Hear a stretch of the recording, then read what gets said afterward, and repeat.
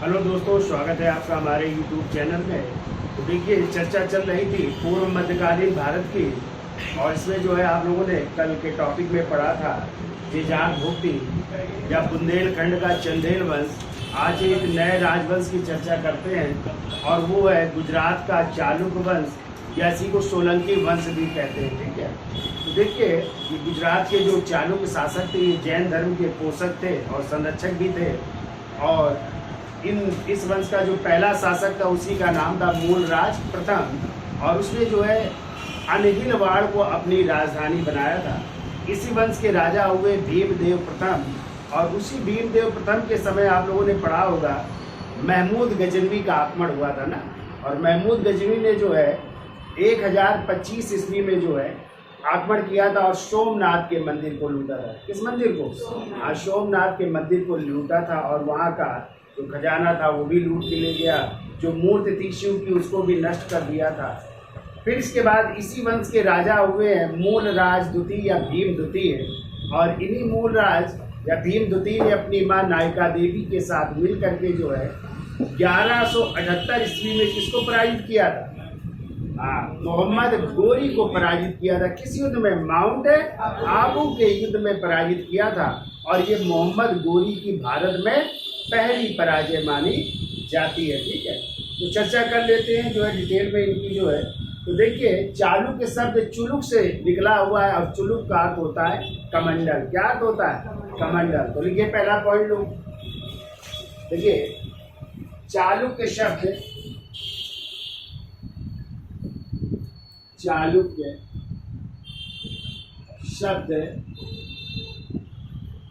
चुलुक से निकला है।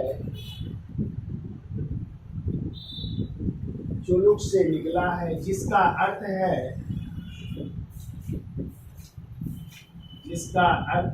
कमंडल। जिसका अर्थ है कमंडल, और इसका उल्लेख लिख लो। और इसका उल्लेख गुजरात के, और इसका उल्लेख गुजरात के बाढ़नगर लेक से मिलता है।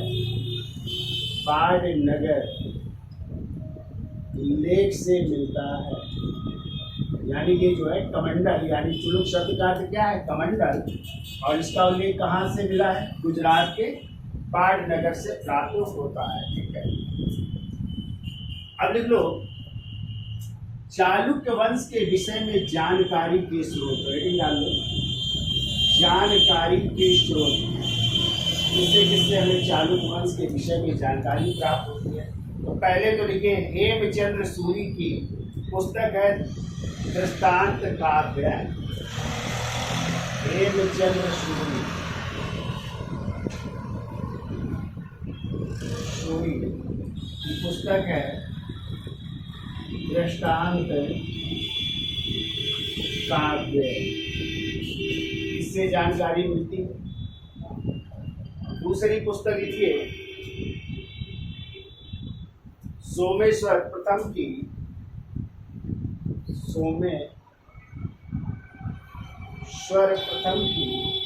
कीर्ति कौमुदी।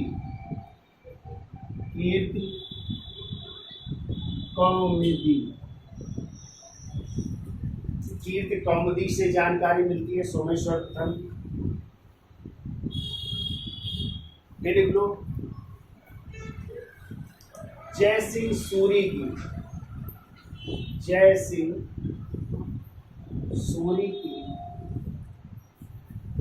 इनकी पुस्तक का नाम है, लिखिए कुमार गोपाल चरित्र। कुमार गोपाल चरित्र जय सिंह सूरी की लिख लो। फिर वो हसन निजामी की,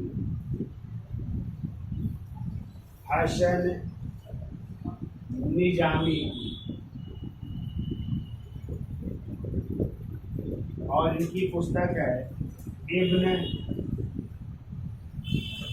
उल अतहर। इब्न उल अतहर, वैसे एक हसन निजामी की पुस्तक ताजुल माशिर भी है, ठीक है।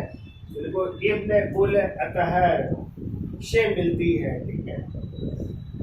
अब देखिए इस वंश के संस्थापक कौन थे, तो लिखिए इस वंश के संस्थापक मूलराज प्रथम, मूलराज प्रथम, और इनका टाइम लिखो 974 से 995 ईस्वी, 974 से 995 ईस्वी, ठीक है। और इन्होंने जो है गुजरात के एक बड़े भाग को जीत करके अपनी राजधानी बनाया, तो राजधानी लिखो अनहिलवाड़ को बनाया था, ठीक है। अनहिलवाड़ को वैसे लिख दो चाहे कि मूलराज प्रथम ने गुजरात के एक बड़े भूभाग को जीतकर, मूलराज प्रथम ने गुजरात के एक बड़े भूभाग को जीतकर अनहिलवाड़ को अपनी राजधानी बनाया।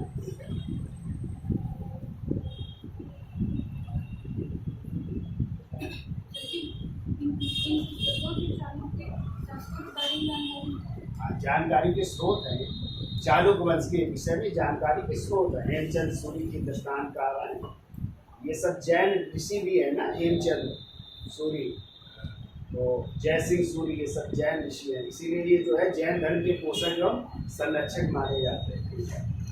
देखिए अगला पॉइंट देखो, मूलराज प्रथम ने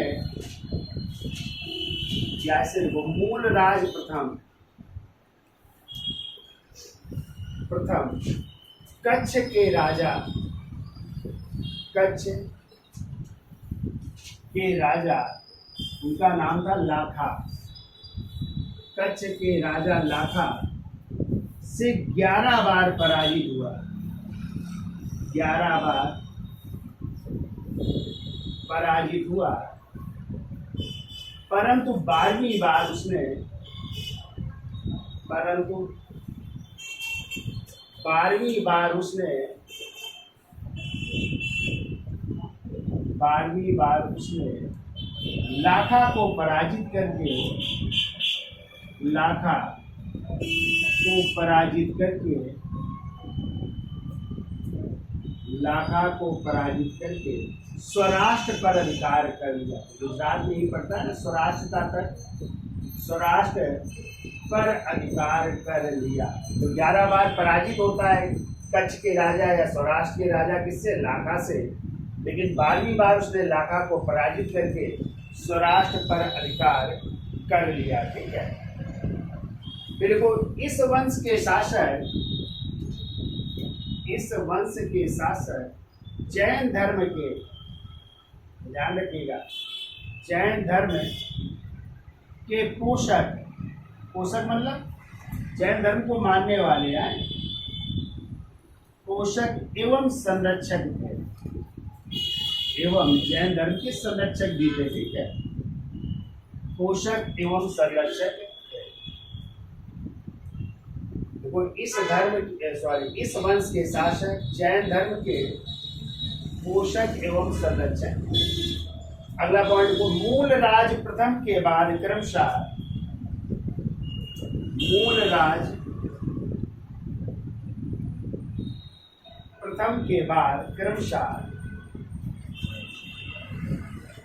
वो चामुंड राज, और चामुंड राज का टाइम लिखो 995 से 1010, 995 से 1010 ईस्वी। फिर बने दुर्लभ राज,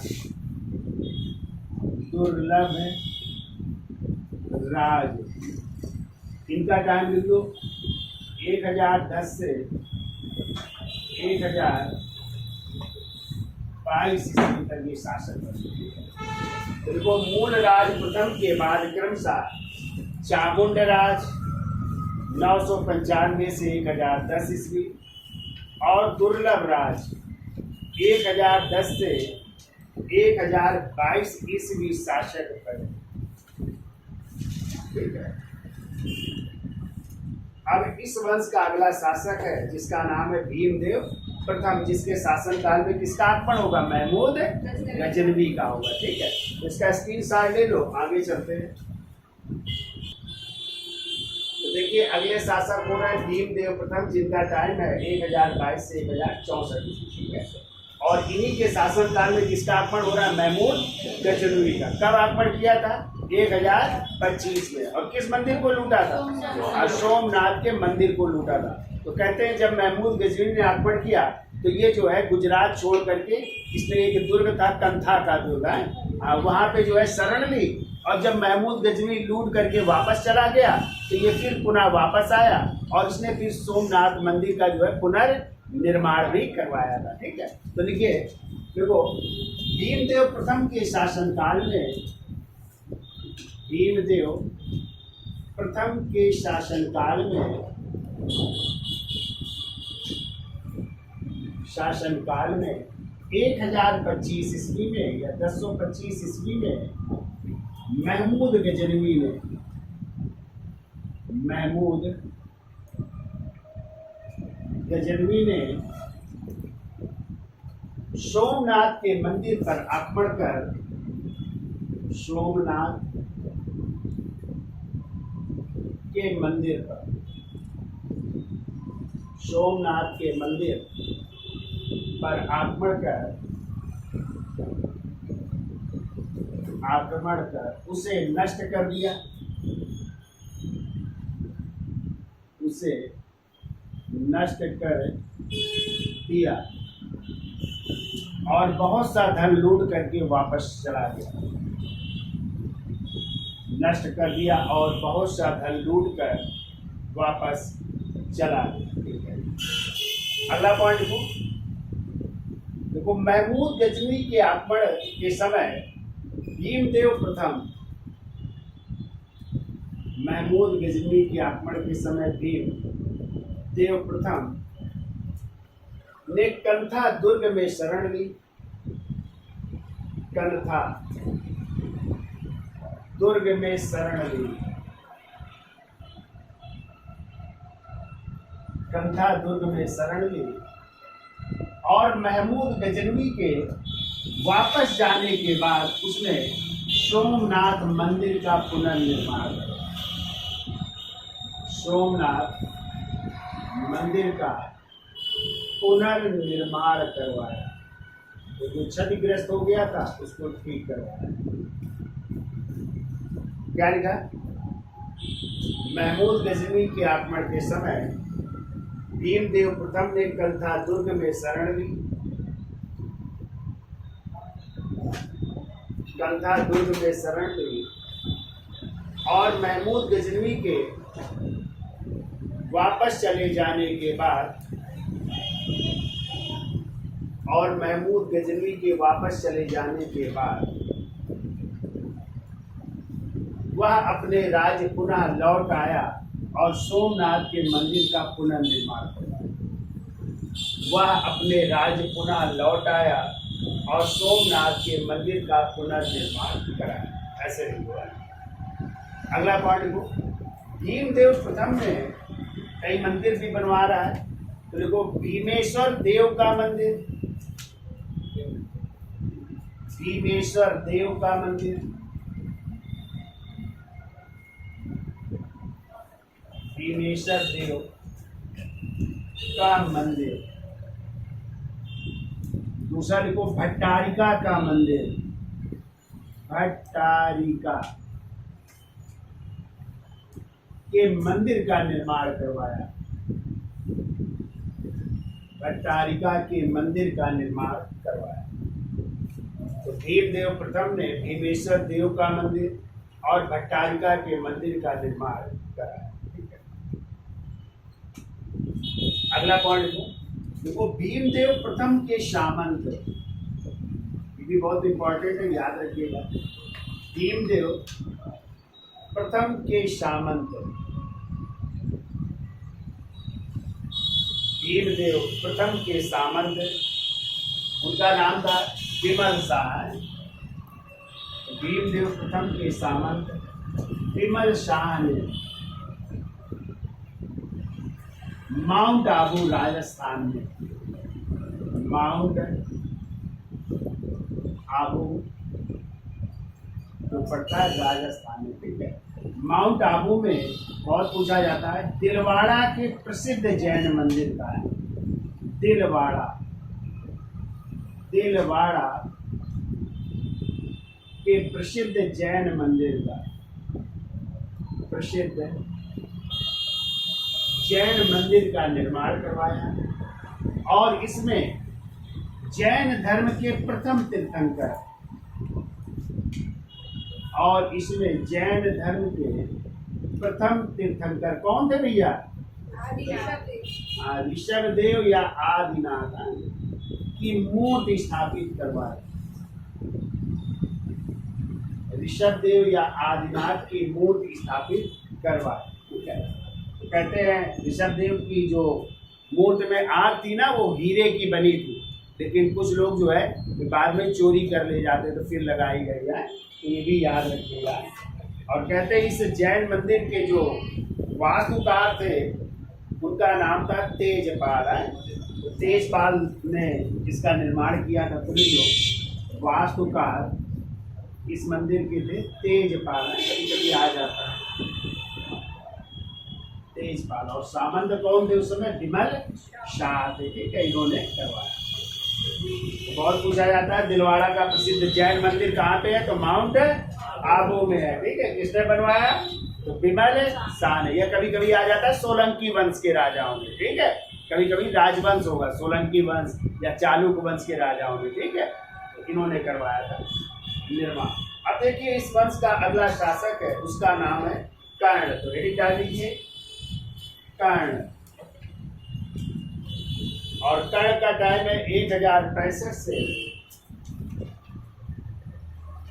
1093 ईस्वी है। 1065 से 1093 ईस्वी। देखो भीमदेव प्रथम के बाद उसका पुत्र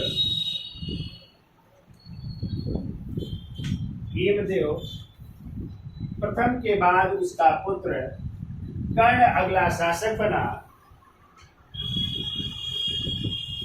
कर्ण अगला शासक बना जिसने कर्णेश्वर मंदिर,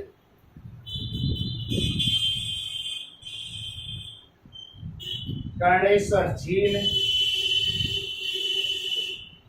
कर्णेश्वर झील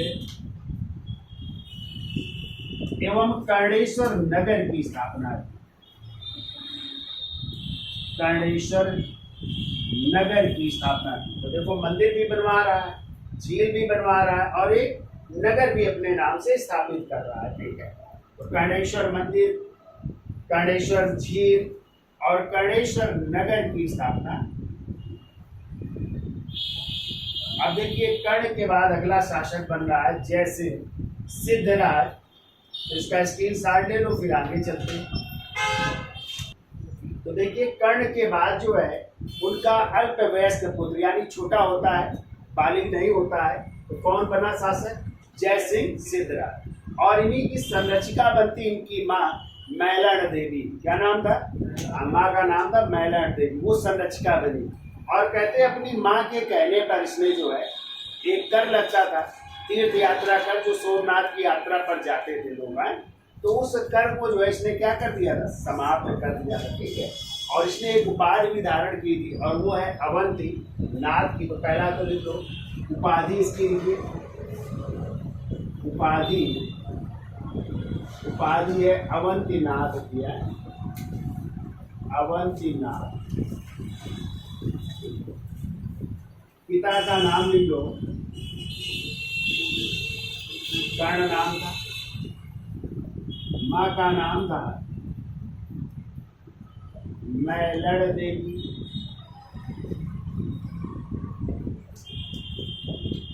मैलण देवी है। और यही माँ जो है इनकी क्या बनती है? संरक्षिका बनती है।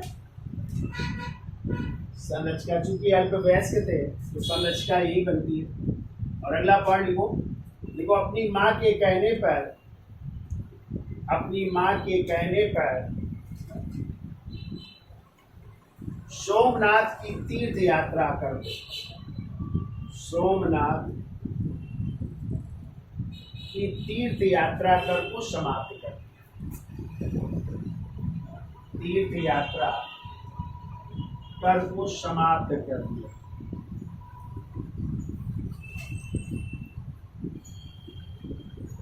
समाप्त कर दिया। ठीक है, अपनी माँ के कहने पर सोमनाथ की तीर्थ यात्रा को समाप्त कर। ठीक है, अगला पॉइंट लिखो। जय सिंह शैव धर्म का अनुयायी था या शैव मतावलंबी था। शैव मतावलंबी या शैव धर्म को मानने वाला है, शैव मतावलंबी था, परंतु उसने जैन विद्वान हेमचंद्र को संरक्षण प्रदान किया। जैन विद्वान हेमचंद्र नाम सुना है, और इन्हीं हेमचंद्र की पुस्तक है परिशिष्ट परवाना है।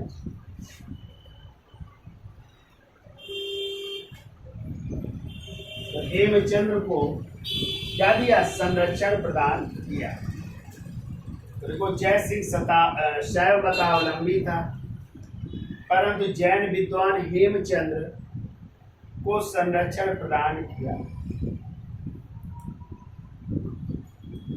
अगला पॉइंट को, जय सिंह ने आबू पर्वत मतलब माउंट आबू है, आबू पर्वत पर अपने जो पूर्वज थे आए, देखो अपने पूर्वजों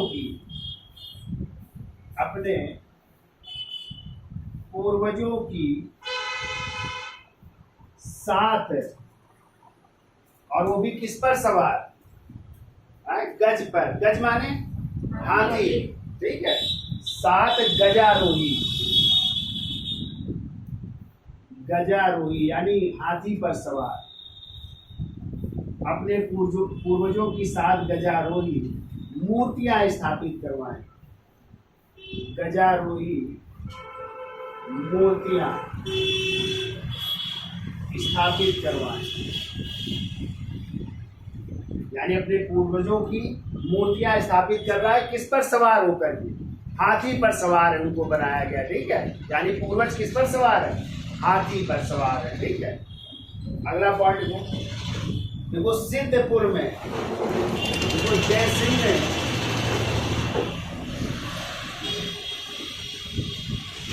सिद्धपुर में रुद्र महाकालेश्वर मंदिर का निर्माण कराया।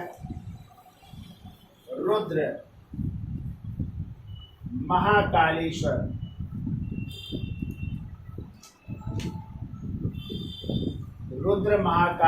मंदिर का निर्माण करवाया, और दशावतार नारायण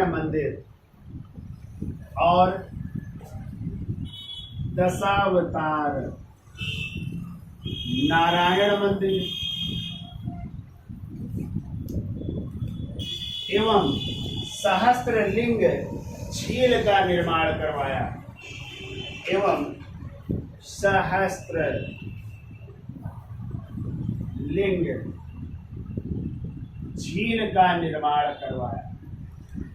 ये सब बनवा रहा है।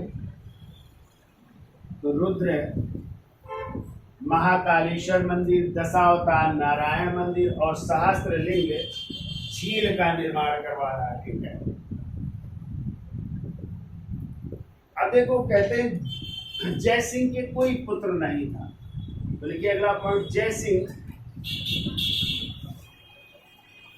के कोई पुत्र ना होने के कारण,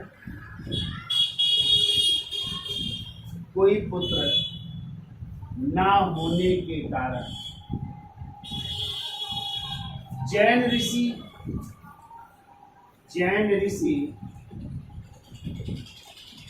हेमचंद्र,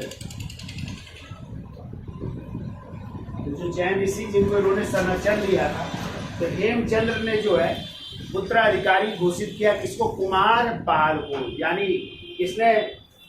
हेमचंद्र द्वारा। किसको अगला शासक घोषित किया जाता है? कुमार पाल को। तो देखो, हेमचंद्र सूरी के हस्तक्षेप से, हेमचंद्र सूरी के हस्तक्षेप से कुमार पाल को शासक बनाया। कुमार पाल को शासक बनाया गया।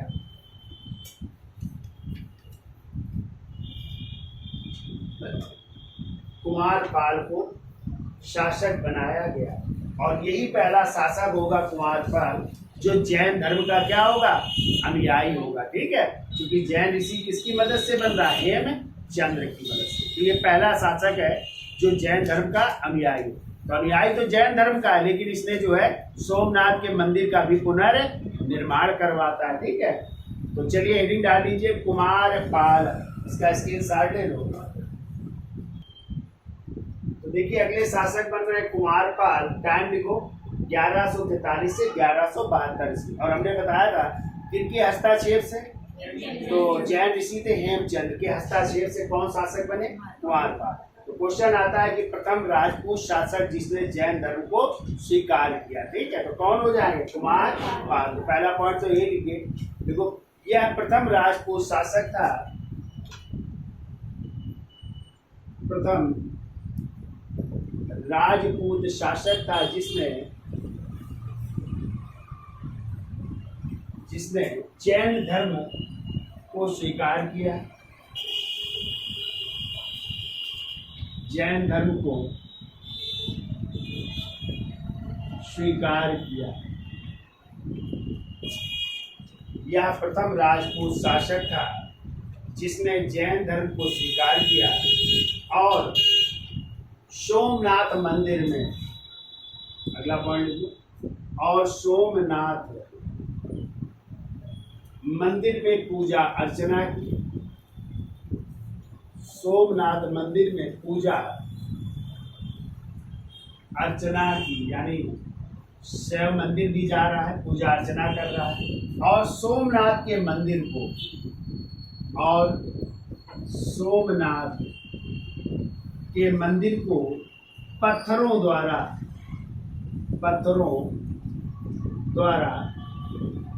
पुनर्निर्मित करवाया। यानी अब पत्थर से बनवा रहा है, पत्थरों द्वारा पुनर्निर्मित करवाया। पुनर्निर्मित करवा रहा है और पत्थरों द्वारा पुनर्निर्मित करवाया। अगला पॉइंट को देखो, कुमार पाल ने नवरात्रि के अवसर पर, कुमार पाल ने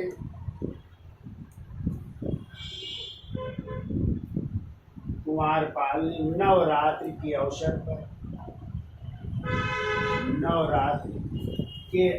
पर, पशु बलि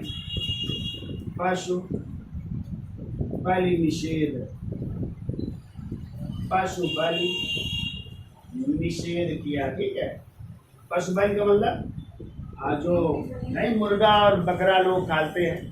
ठीक है, तो उस पर क्या लिया? उसने प्रतिबंध लगा दिया कि नवरात्र में ये नहीं बिकेंगे। ठीक है, जैसे आपके सीएम साहब योगी जी हैं, इस समय नवरात्रि शुरू हो गई ना, तो प्रतिबंध है 9 दिन तक, अब कुछ नहीं बिकेगा। ठीक है, पशु बलि निषेध। तामा मद्य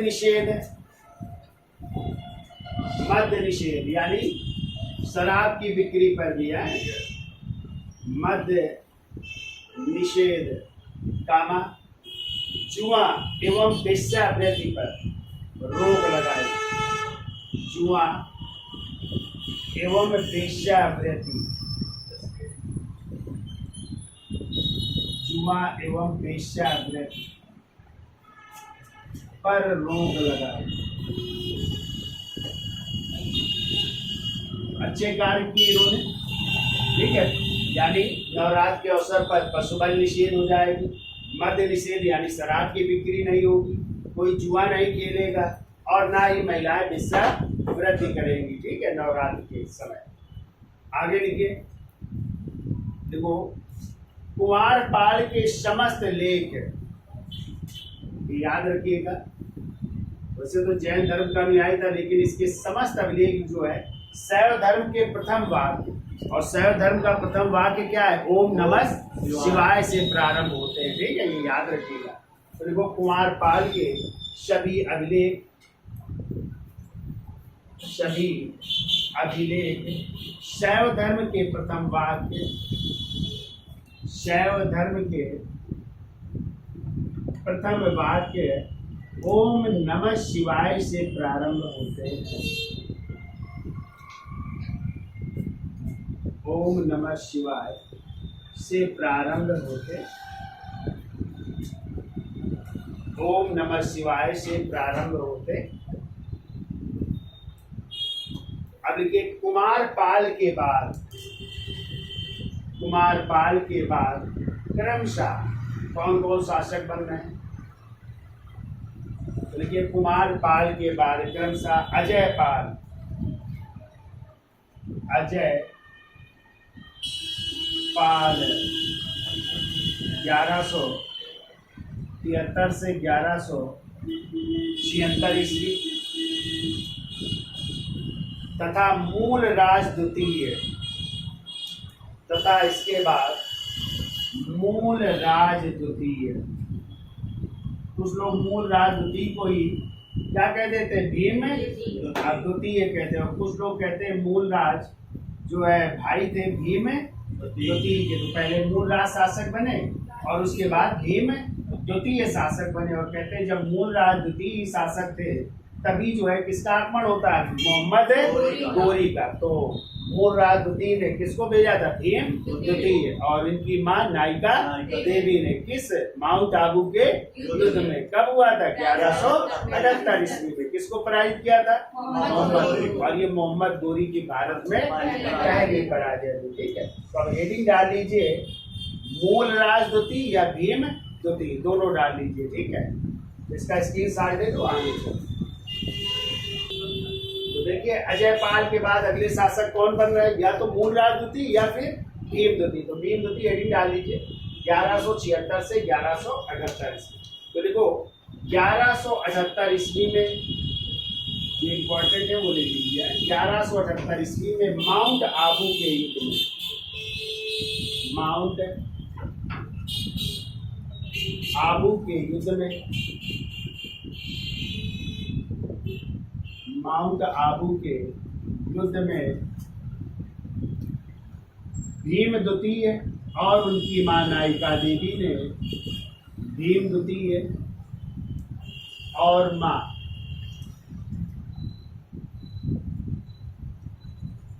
नायिका देवी है, नायिका देवी ने मोहम्मद गोरी को पराजित किया, मोहम्मद गोरी को पराजित किया, मोहम्मद गोरी को पराजित किया, और यह मोहम्मद गोरी की भारत में प्रथम पराजय, और यह मोहम्मद गोरी की भारत में प्रथम पराजय थी, वो याद रखिएगा है आप लोग। तो आप लोग जो है तराइन का मार आते हो ना, वो गलत है कि तराइन के प्रथम युद्ध में जो है मोहम्मद गोरी पहली बार पराजित हुआ, वो दूसरी पराजय थी, ठीक है। और पहली पराजय क्या मानी जाती है, माउंट आबू का युद्ध, जिसमें भीम द्वितीय और उनकी मां नायिका देवी ने माउंट आबू के युद्ध में पराजित किया था, ठीक है। और ये मोहम्मद गोरी की भारत में प्रथम पराजय मानी जाती है, ठीक है। अगला पॉइंट देखो 1186 ईस्वी में पृथ्वीराज चौहान, 1186 ईस्वी में पृथ्वीराज चौहान,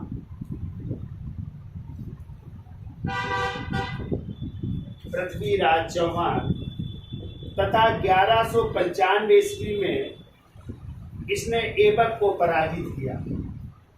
1195 ईस्वी में इसमें ऐबक यानी कुतुबुद्दीन ऐबक को पराजित किया, ऐबक को पराजित किया।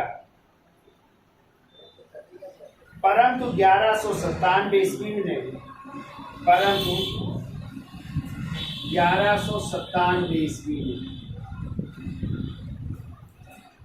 ऐबक ने पुनः आक्रमण कर ऐबक ने पुनः आक्रमण कर भीम द्वितीय को पराजित कर उसकी राजधानी अनहिलवाड़ पर अधिकार कर लिया, उसकी राजधानी अनहिलवाड़ पर अधिकार कर लिया, राजधानी अनहिलवाड़ पर आक्रमण कर लिया। फिर वो भीम द्वितीय के बाद भीम द्वितीय के बाद उसके मंत्री और मंत्री का नाम था अर्णोराज है, उसके मंत्री अर्णोराज की पुत्र का नाम था लवण प्रसाद है। पुत्र लवण प्रसाद ने गुजरात में बघेल वंश की स्थापना की। अब इसके बाद जो है चालुक्य सोलंकी वंश के बाद यहाँ पे कौन सा वंश स्थापित होगा? बघेल वंश, ठीक है। और आप लोग आगे पढ़ोगे इसी बघेल वंश के राजा थे कर्ण। जब अलाउद्दीन खिलजी का आक्रमण होगा ना, कब होगा? 1398 में गुजरात में होगा ना, तो वहाँ के बघेल राजपूत राजा कर्ण थे, उन्हीं की पत्नी थी कमला देवी। तो कर्ण जो है अपनी बेटी का नाम था देवल देवी को लेकर के भाग जाएंगे कहाँ पे? देवगिरी के राजा रामचंद्र देव के यहाँ शरण लेंगे, ठीक है। और नसरत खां और बुलूक खां को भेजा गया था ना, तो वो जो है कमला देवी को प्राप्त करेंगे और कमला देवी से अलाउद्दीन खिलजी क्या कर लेंगे? विवाह कर लेंगे। और वहीं से नसरत खां जो है एक हिंदू हिजड़े को खरीदेगा 1000 दीनार में, जिसका नाम था मलिक काफूर, जिसे 1000 दीनारी भी। तो वो भी कौन वंश के राजा थे? कर्ण, बघेल वंश के, ठीक है। तो यही है बघेल, गुजरात का है। तो किसने स्थापना की बघेल वंश की? लवण प्रसाद। किसके मंत्री थे? भीम द्वितीय के मंत्री अर्णोराज के पुत्र थे, जिनका नाम था लवण प्रसाद। इन्होंने बघेल वंश की स्थापना की, ठीक है। देखो बघेलों ने गुजरात में 13वीं शताब्दी तक शासन किया। बघेलों ने गुजरात में 13वीं शताब्दी तक शासन किया। 13वीं शताब्दी तक शासन किया। इसके बाद गुजरात का समस्त साम्राज्य दिल्ली सल्तनत में मिला लिया। इसके बाद गुजरात का समस्त साम्राज्य दिल्ली सल्तनत में मिला लिया।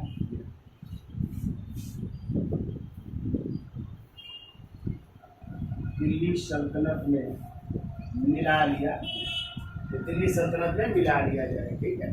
तो ये चर्चा थी गुजरात के किस वंश की? चालुक्य वंश या सोलंकी वंश की चर्चा थी, ठीक है। तो